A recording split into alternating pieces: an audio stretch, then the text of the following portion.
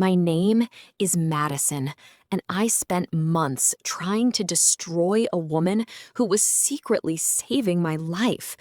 I thought she was obsessed with me. I thought she wanted my boyfriend, my job, and everything that was mine. I thought she was the villain of my story. But I was wrong. Horribly, dangerously wrong. And by the time I finally learned the truth about her, she'd already taken the hits that were meant for me. Before I tell you how I nearly ruined the only person who actually protected me, do me a favor. If you like twisted, emotional stories with big reveals, please like this video, share it with someone who needs a wake-up call, and subscribe so you don't miss the next one.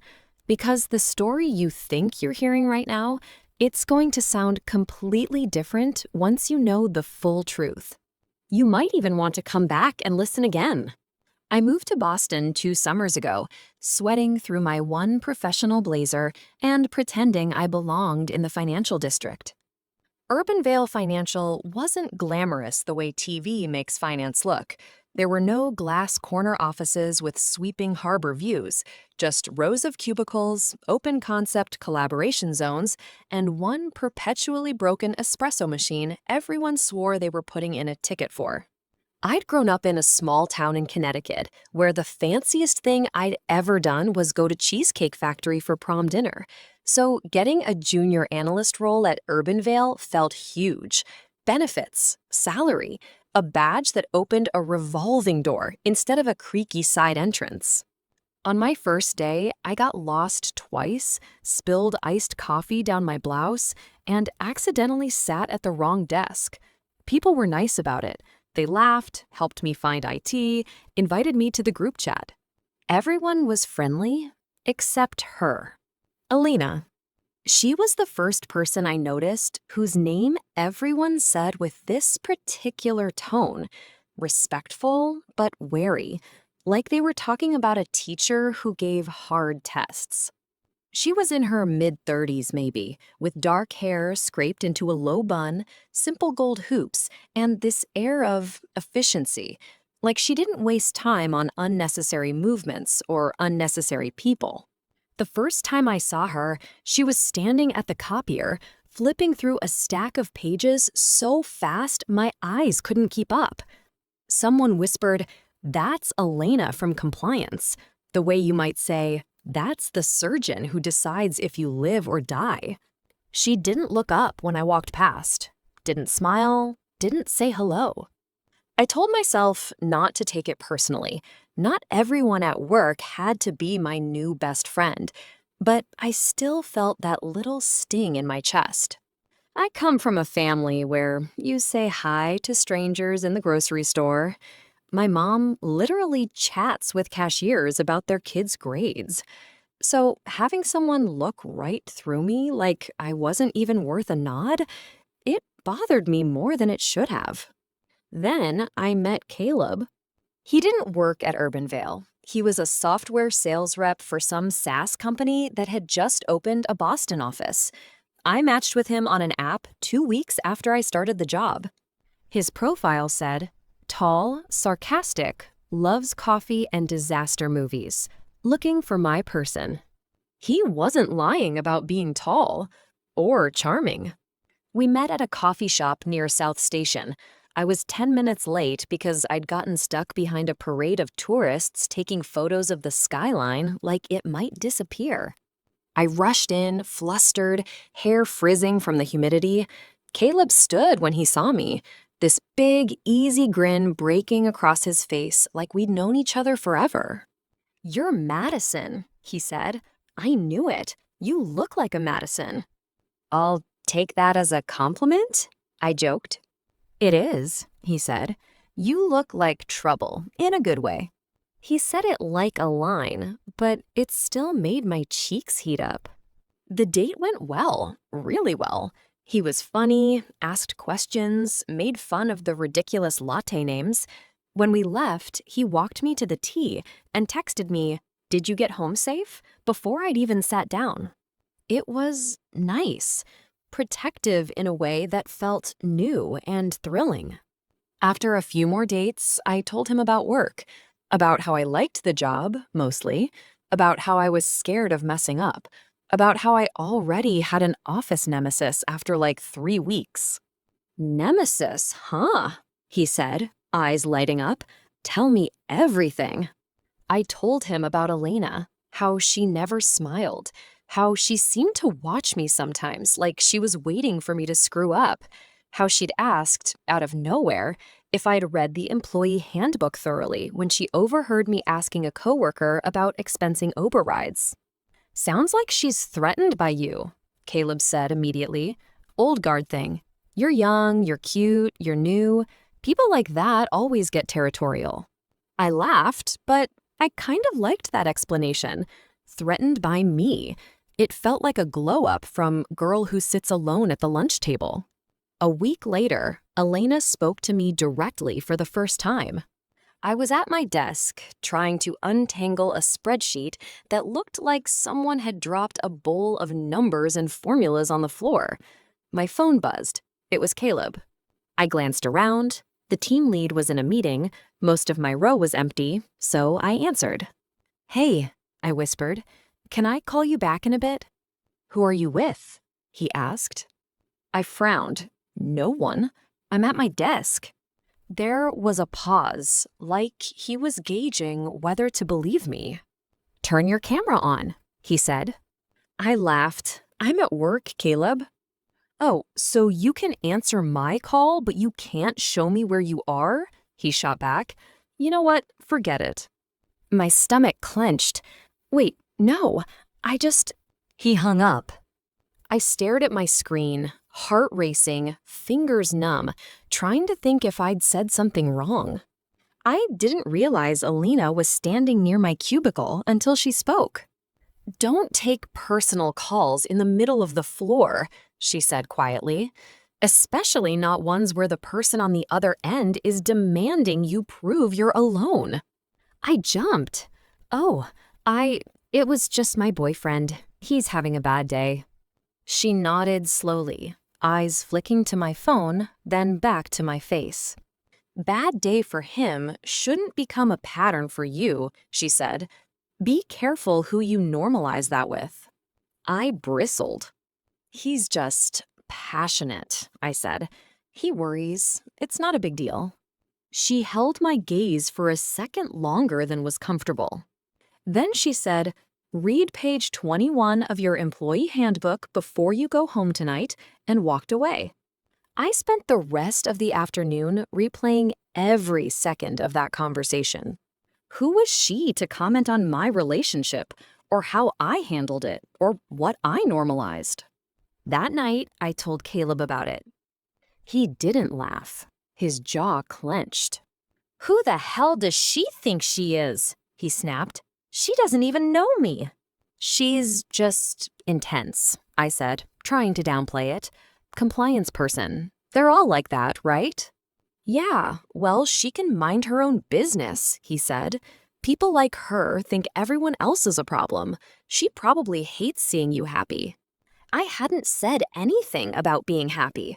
But from then on, whenever Elena even glanced in my direction, my brain whispered, "She hates seeing you happy," and I'd feel my spine stiffen.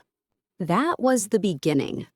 I didn't know it yet, but the story I was telling myself about Elena, about Caleb, about who was on my side, it was already wrong.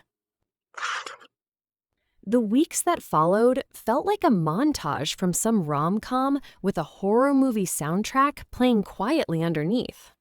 On the surface, things with Caleb were great.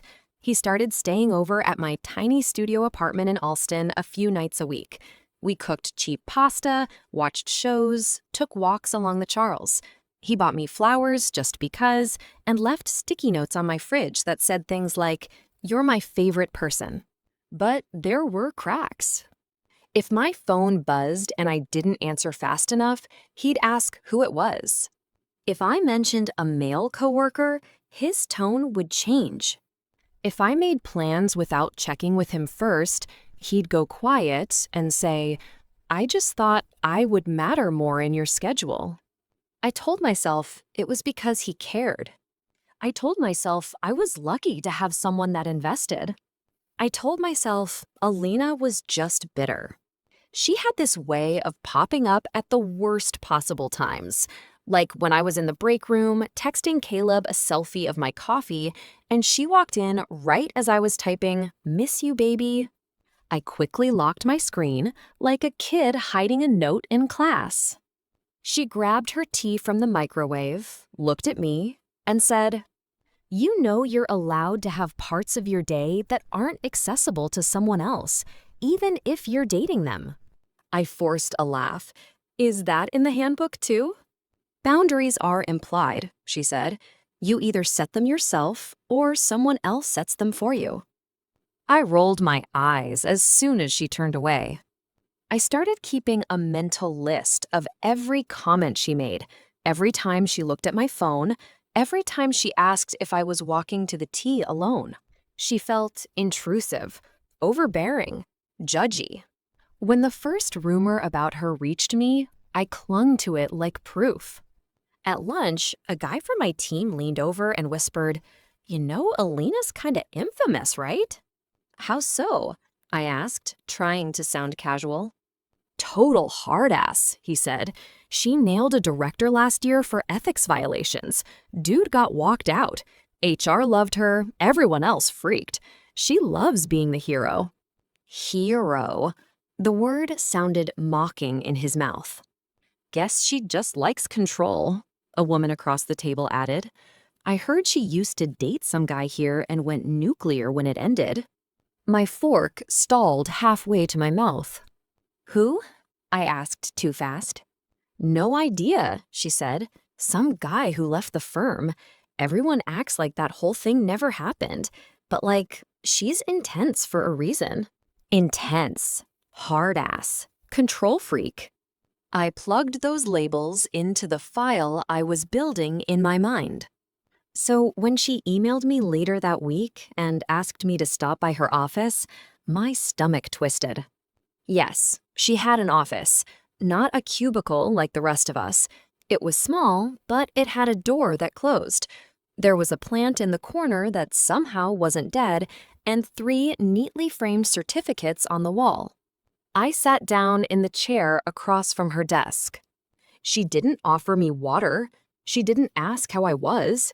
She just tapped a printed email chain on the desk. "So," she said, "let's talk about this." I leaned forward and felt my cheeks heat. It was a screenshot from my company email, a request I'd sent to our travel coordinator asking if I could book a flight to New York a day earlier than the rest of the team's offsite so I can spend time with my boyfriend. The coordinator had replied, "We can't cover extra nights for personal plans under the travel policy. Sorry," and CC'd Elena. "I'm confused," I said. "Did I do something wrong?" "I'm not disciplining you," she said. "I just want you to understand why this is a problem if it becomes a habit. We have to be able to justify travel expenses. If an auditor pulls random emails and sees you trying to tack on personal nights, they're not going to care how cute your relationship is. They're going to ask if we have a culture problem." I felt like a kid with a hall pass being told I'd still broken some unwritten rule. "It was one request," I said, stung, "and I didn't even push. I accepted the no." She nodded. "I know. That's why we're having a conversation and not writing you up. But patterns start somewhere." The word patterns felt loaded. Then she added, "I'd also caution you about talking too much about your personal life in writing. The more information you give your employer about who you live with, who you travel with, who has access to your finances, the more leverage there is if anything ever goes wrong." I stared at her.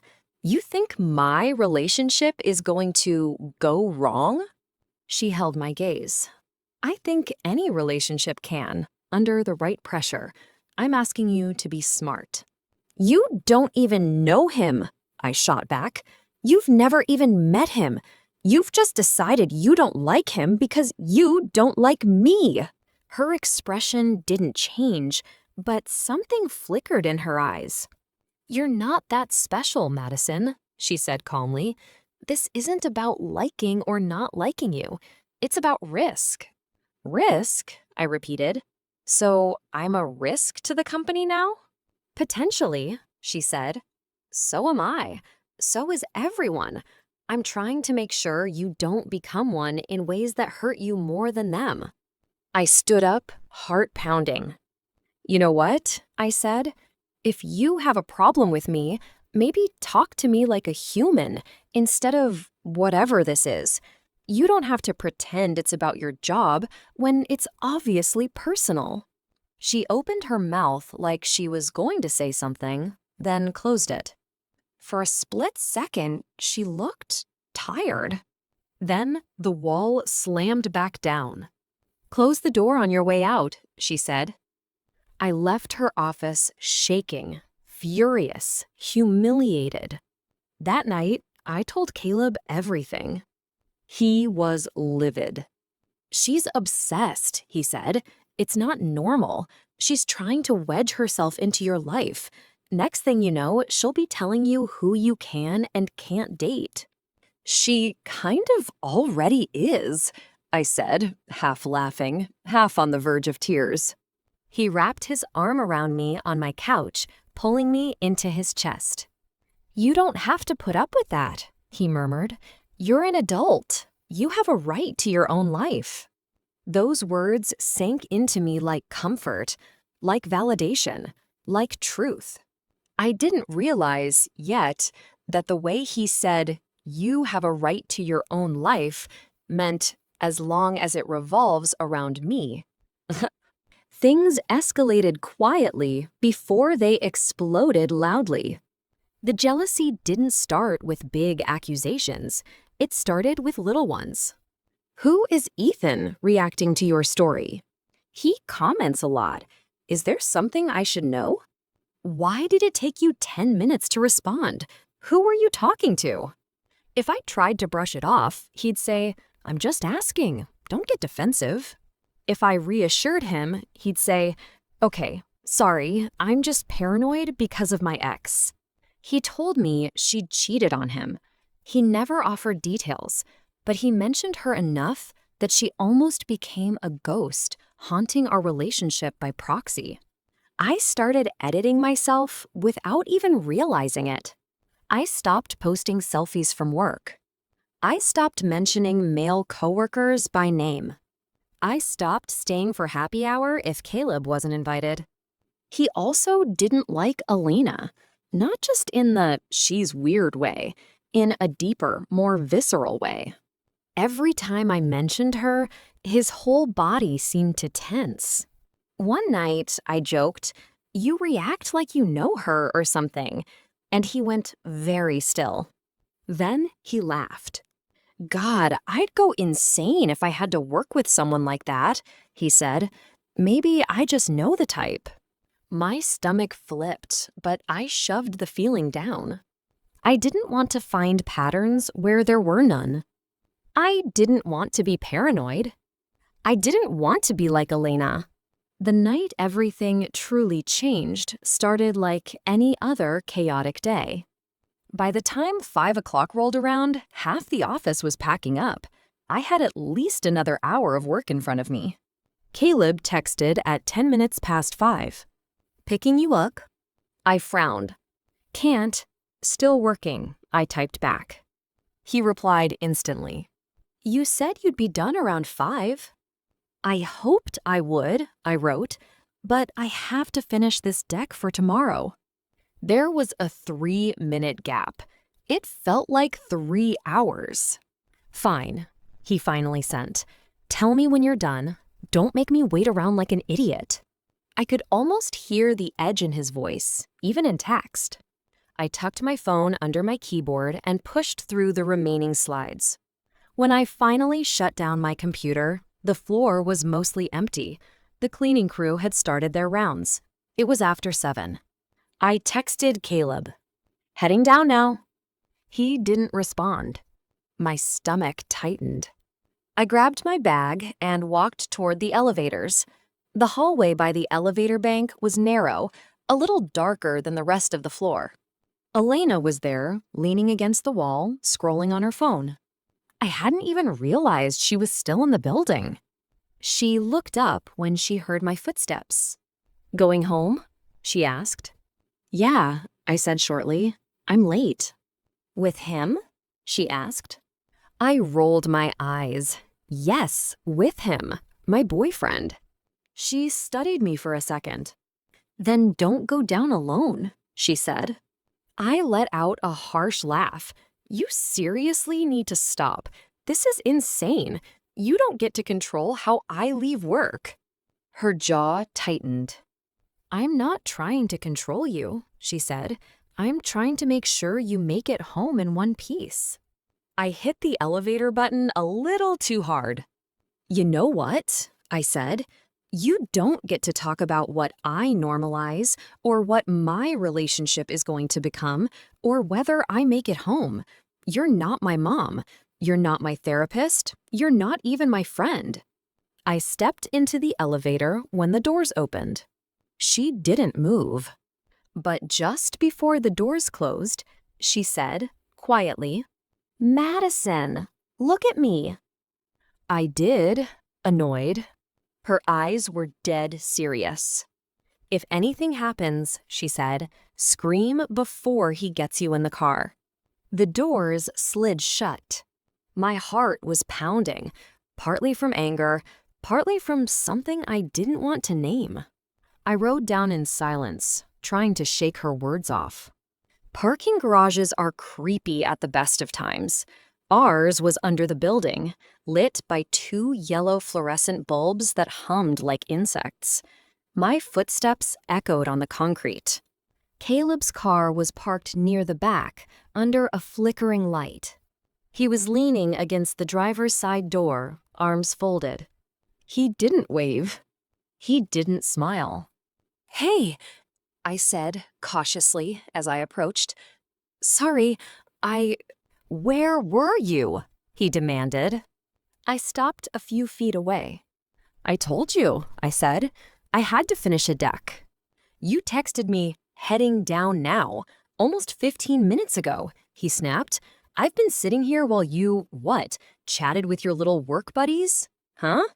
"The elevator took a while," I said, "and the hallway—" He shoved off the car, closing the distance between us in 3 strides. "Do you think I'm stupid?" he hissed. "You think I don't know when you're lying to me?" I tried to step back. He grabbed my wrist. His fingers dug into my skin so hard I gasped. "Caleb, you're hurting me," I said, my voice shaking. "Good," he spat. "Maybe then you'll remember not to ignore me." I tugged, but he held on, yanking me closer. His eyes were wild. I'd never seen them like that. All the easy charm was gone, stripped away, leaving something raw and ugly underneath. "You think I don't know what's going on?" he said. "You're pulling away. You're hiding things. You've been poisoned against me." "By who?" I almost asked. "I didn't have to." He leaned closer, breath hot on my face. "Is it her?" he whispered. "Is it that woman, Elena? Is she telling you I'm dangerous? Is she making me out to be the bad guy again?" Again. The word hit me like a slap. "What do you mean, again?" I asked, the words tearing out of my throat. He laughed, but it was a horrible sound. "She's obsessed with me," he said. "She's always been obsessed. I told you, there are crazy women out there, but you didn't believe me." My brain was scrambling, trying to string together all the stray facts I'd ignored. All I could say was, "Caleb, let go, please."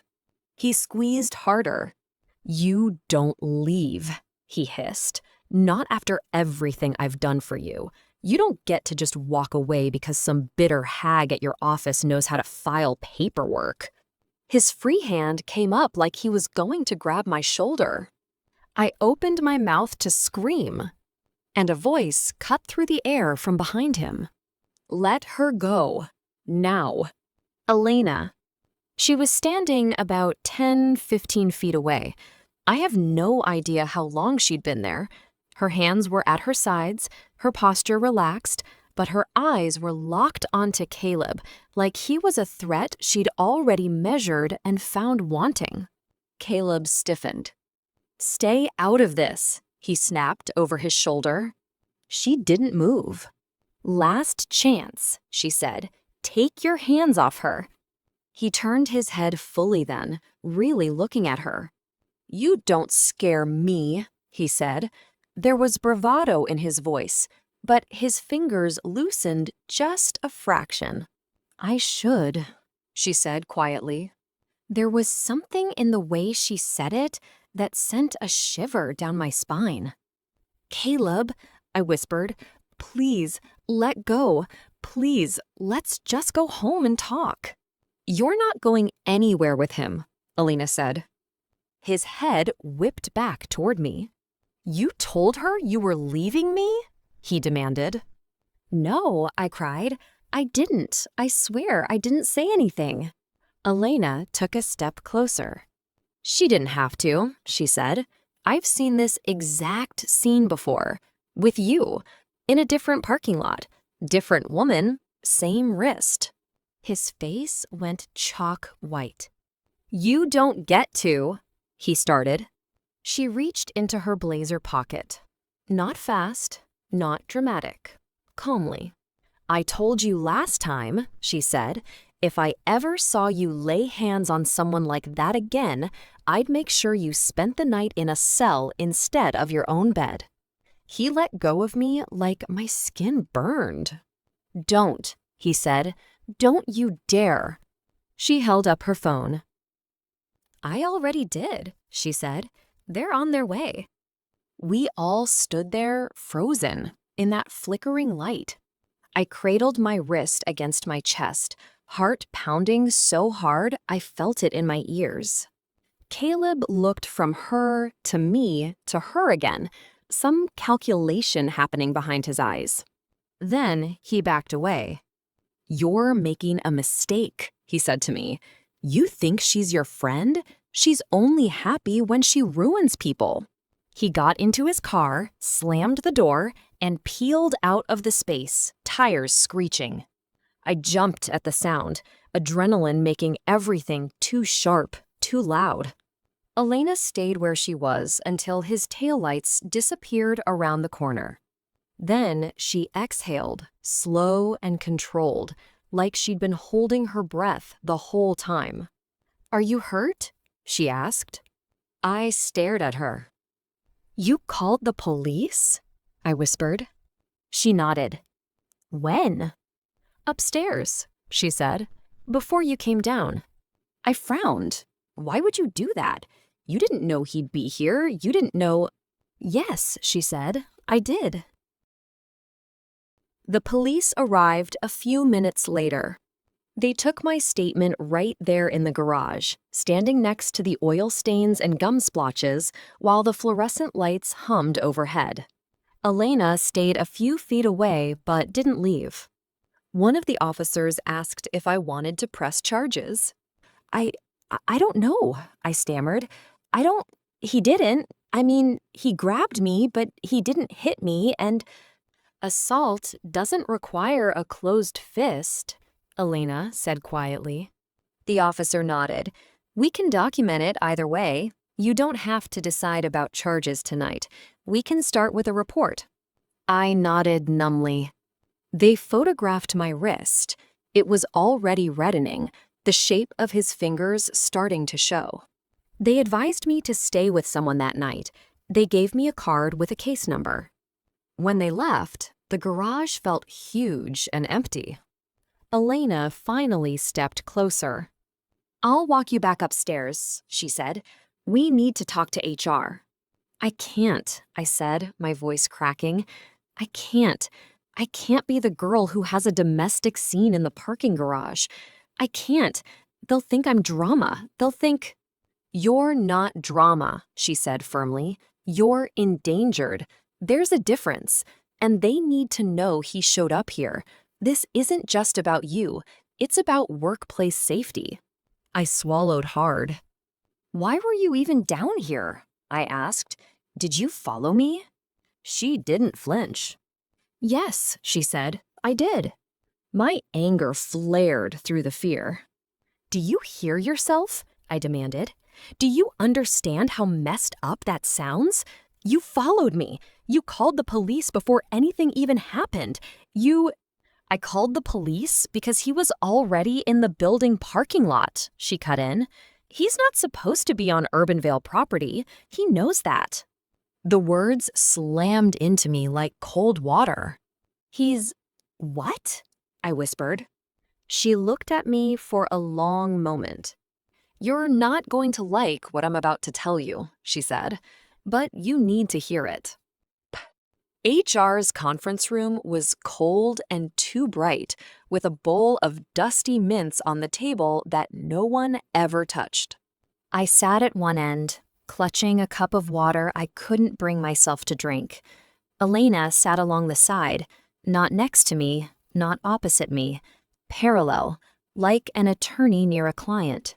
Rebecca from HR sat across from me with a legal pad and a concerned expression.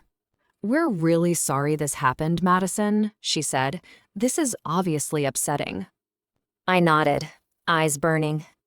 I didn't want to be a problem, I said weakly. This isn't you being a problem, she said. This is a situation we need to manage. She glanced at Elena.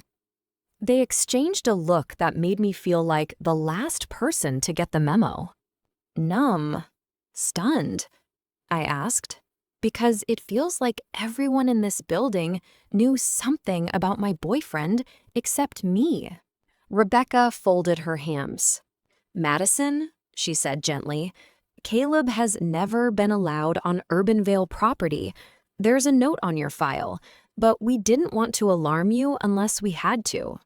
A note? I repeated. Why would there be a note about him on my file? She seemed to choose her words carefully. Because you disclosed him as your emergency contact and cohabiting partner on your onboarding forms, she said, and that flagged something in our system. I blinked. What could that possibly flag? I asked. Elena spoke up. He was previously involved with another employee, she said, before you joined. It ended badly. My whole body went cold. The rumor, I whispered. The guy you used to date, the one nobody talks about. Her jaw worked. Yes, she said, that was him. I stared at her like I was seeing her for the first time. So you did know him, I breathed. You've known all along. I told you it wasn't about liking or not liking you, she said quietly. This wasn't personal. It was patterns. Rebecca slid a folder across the table. I'm going to show you some documents, she said. You don't have to read them all now, but I do need you to understand the context. Inside were photocopies of police reports, incident numbers, dates, phrases like domestic disturbance, verbal altercation, physical contact around the wrists, unauthorized presence on company premises. Some of them were a few years old. One of them was from just last year. The victim's name in the report was blacked out. I looked at Elena.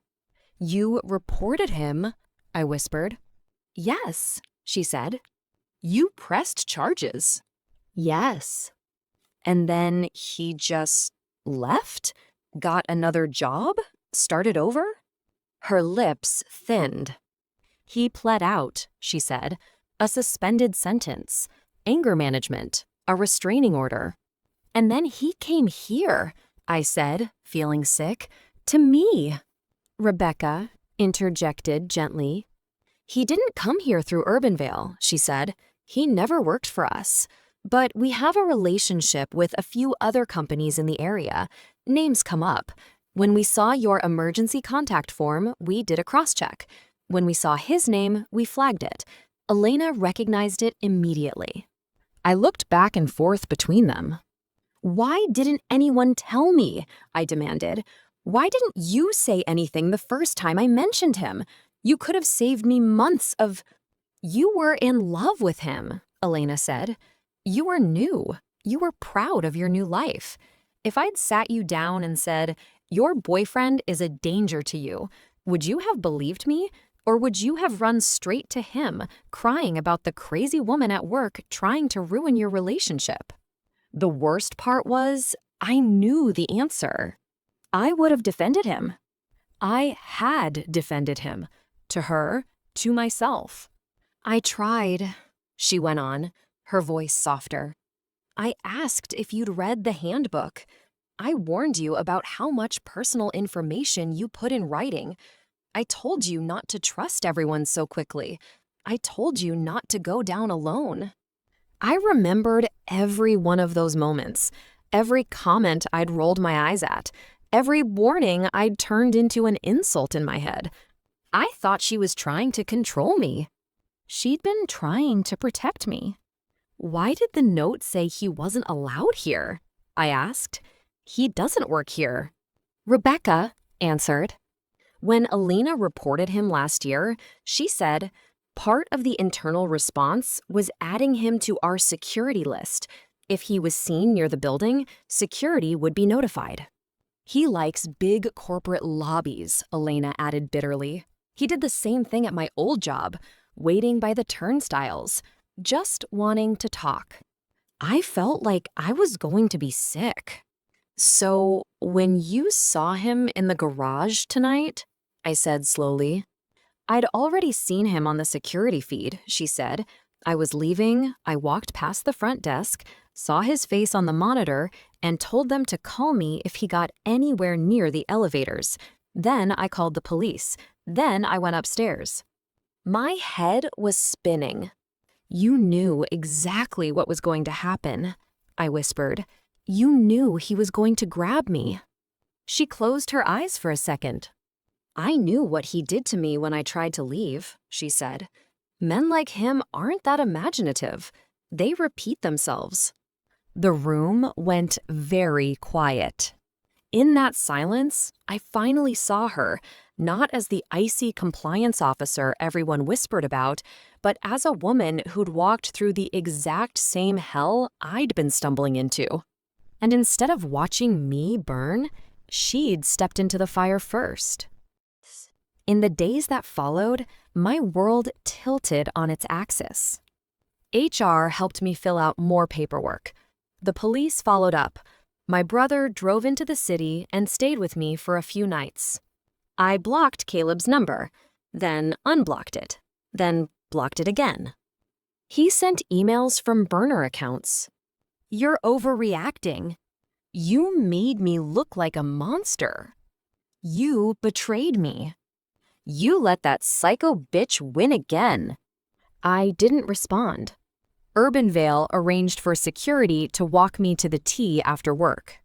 Elena didn't walk me herself. It would have been easier if she had.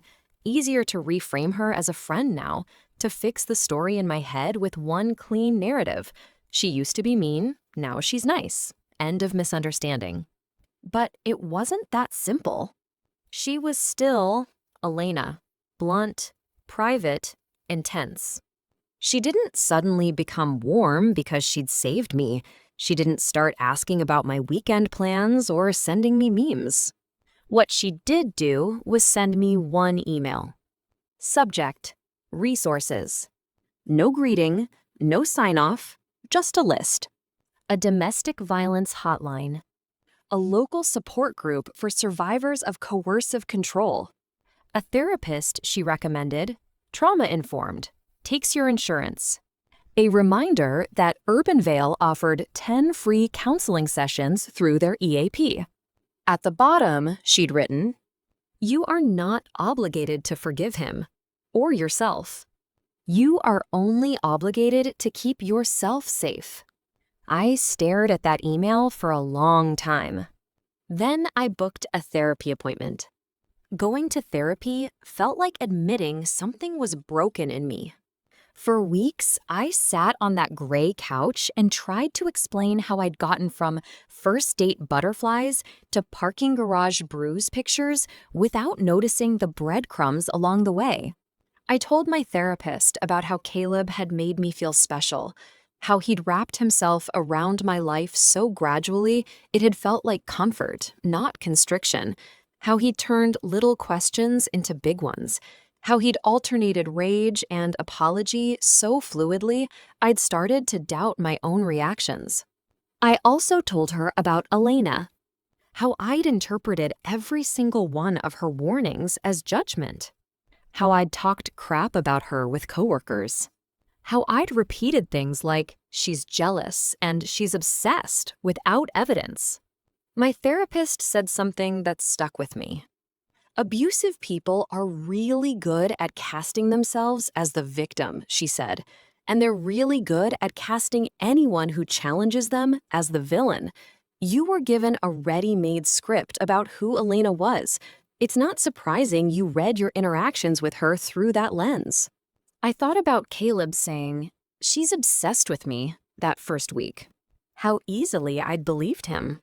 I thought about how Elena had never called him crazy, never named him as her ex, never once said, he did this to me too. She just said, be careful. She'd just said, don't normalize this. She'd just said, scream before he gets you in the car. She'd given me the chance to connect the dots myself. I'd refused. So she'd done the only other thing she could. She'd waited, she'd watched, and when the moment came, she'd stepped between us and drawn fire. It took about a month before I worked up the nerve to talk to her outside of a meeting. It happened by accident. I was leaving the building early one day for a therapy session. The sky was that flat, gray Boston does so well, the kind that makes the whole world look overexposed. I saw her on the sidewalk, coming back from what looked like a coffee run. She had 2 cups in a cardboard tray. We almost collided at the revolving door. Sorry, I mumbled, stepping aside. Watch the curb, she said automatically. It ices over faster there. I almost walked away. Then I turned back. Can we talk? She stopped. Her expression didn't change, but she shifted the tray to one hand and said, I have 10 minutes before my next call. We sat on a bench near the building, facing the street. Cars hissed by on the wet asphalt. I wanted to say thank you for that night, for calling the police, for not letting it get worse. She took a sip of coffee. That's my job, she said. No, I said softly. It's not. She glanced at me. Your job, I went on, is to protect the company, to mitigate risk, to file things. You didn't have to follow me to the elevator. You didn't have to stand between me and him. You didn't have to put yourself in that situation again. Her jaw tightened. You don't know what I had to do, she said. You're right, I said. I don't. Because I never asked. I just assumed. I assumed you were cold. I assumed you were power hungry. I assumed you got off on lecturing people. I laughed, but it came out jagged. I thought you wanted to destroy me, I confessed. She stared straight ahead. I did, she said quietly. Just not the way you think. I blinked. What does that mean? I asked. She turned her coffee cup slowly between her fingers. I wanted to destroy the version of you that thought being questioned was the same as being controlled, she said. The version of you that apologized every time your phone rang. The version of you that believed you had to be grateful for someone monitoring your every move because it meant they cared. I swallowed. You noticed that? I asked. Of course I noticed, she said. He did the same thing to me. She said it without drama. without invitation, like a fact in a report. He'd text if I left my desk, she went on. Wants to know who I'm with, where I'm going, whether anyone has my attention. Started showing up near my building. Started grabbing harder when I pulled away. Always a little harder. Always in places people weren't looking. She lifted her wrist and rubbed a spot like muscle memory. I didn't listen to anyone, she said. HR, friends, my own gut. I didn't leave until he put a hand around my throat in a stairwell. My breath caught. I am not proud of any of that, she said, but I learned, and I decided if I ever saw him look at someone the way he used to look at me, I would not be silent again. I looked at her in profile, at the set of her mouth, at the tiny scar near her jawline I'd never noticed before. Why didn't you just tell me? I asked. Why not say, he did this to me too? I'm not guessing. She huffed out something that wasn't quite a laugh. Because he also told me things, she said, about how his ex was crazy, how she was obsessed, how she wouldn't let go. And I believed him over the woman who came before me. Do you see the pattern yet? I did. He told me you were obsessed with him, I whispered. Of course he did, she said. He needed you to see me as the threat, so you wouldn't see him. She turned to look at me fully. I can't be both the bitter ex and the credible warning, she said, not in his story. So I chose my own role. I decided I would rather be your villain than his ally. Her words lodged somewhere deep in my chest. You let me hate you, I said, on purpose. She shrugged. Hatred is clean, she said. You know where you stand with it. You can work with it. It's the women who smile and say nothing that worried me. We sat in silence for a moment. I'm sorry, I said, finally, for not listening, for talking about you behind your back, for believing him when he said you were... Stop, she said, holding up a hand. You don't owe me an apology. Yes, I do, I insisted. You protected me. You didn't have to. You could have decided I was just another stupid girl making the same mistakes you made and let me burn. She looked at me for a long moment. I don't save people because they deserve it, she said. I save people because I can. That's it. You don't have to make me into a saint to feel better about ignoring me.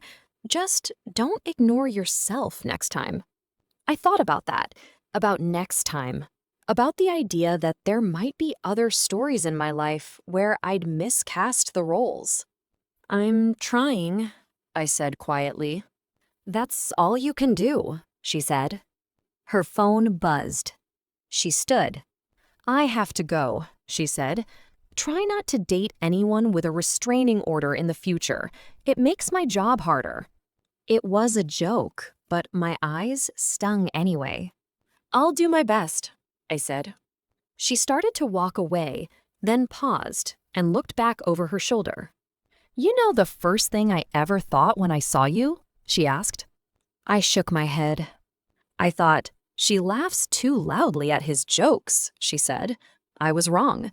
You don't laugh loudly. He just talks over you. Then she was gone.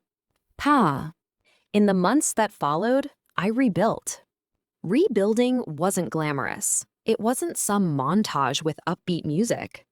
It was messy and slow and full of backslides. I had panic spikes every time my phone buzzed with an unknown number. I double-checked locks. I underlined things in my lease like I was suddenly going to be tested on them. I paid attention to the way people asked questions. When a guy I matched with asked, "So, who are you with right now?" on our first video chat, I unmatched. When someone joked, "If we date, I'm tracking your location 24/7, I didn't laugh. I started saying, "No more." No, I can't talk right now. No, I don't want you to show up at my work. No, I'm not comfortable with you looking through my phone. I thought those no's would drive people away. I thought I'd end up alone. Instead, the right people stayed. My brother called more.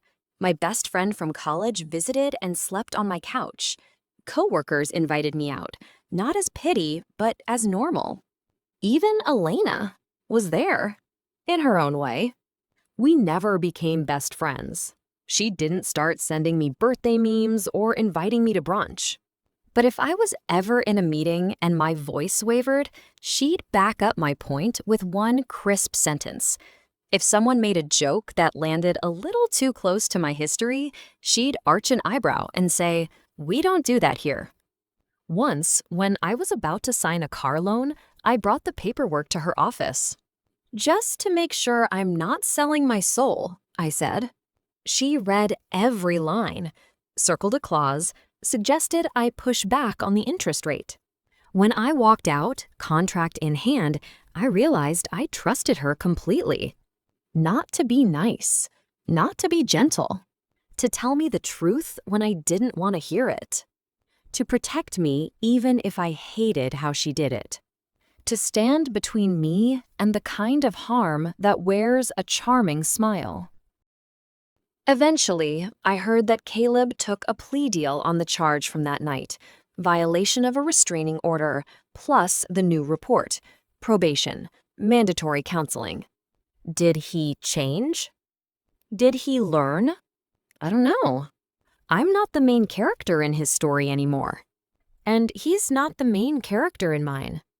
Sometimes, though, when I'm walking past the parking garage entrance and I see the way the fluorescent lights flicker, I feel that old panic swell in my chest. I hear his voice. "You made me look like a monster.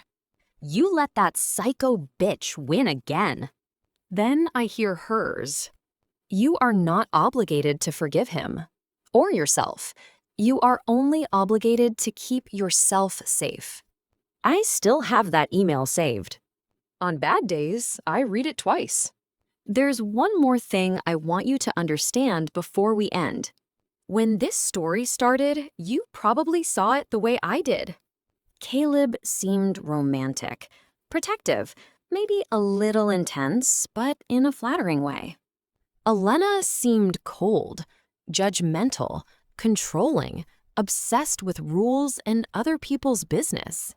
You might have thought, like I did, that she was jealous, that she wanted to interfere, that she was hungry for power. But now that you've heard the full truth, go back in your mind to the beginning. Remember the first time she told me not to trust everyone so quickly? Remember when she warned me about putting too much of my personal life in emails? Remember when she told me to scream before he got me in the car? The facts never changed. Only my interpretation did. On the first listen, it sounds like a controlling coworker inserting herself where she doesn't belong. On the second listen, it sounds like a survivor trying desperately to stop someone else from walking into the same trap. On the first listen, Caleb's jealousy sounds like passion.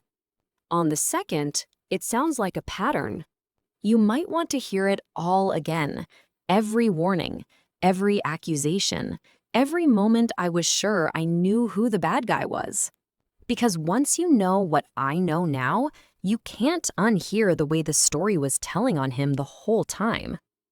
And you can't unsee the way the supposed villain was the only one standing between me and the fire. My name is Madison, and this was my last straw. Please like, share, and subscribe.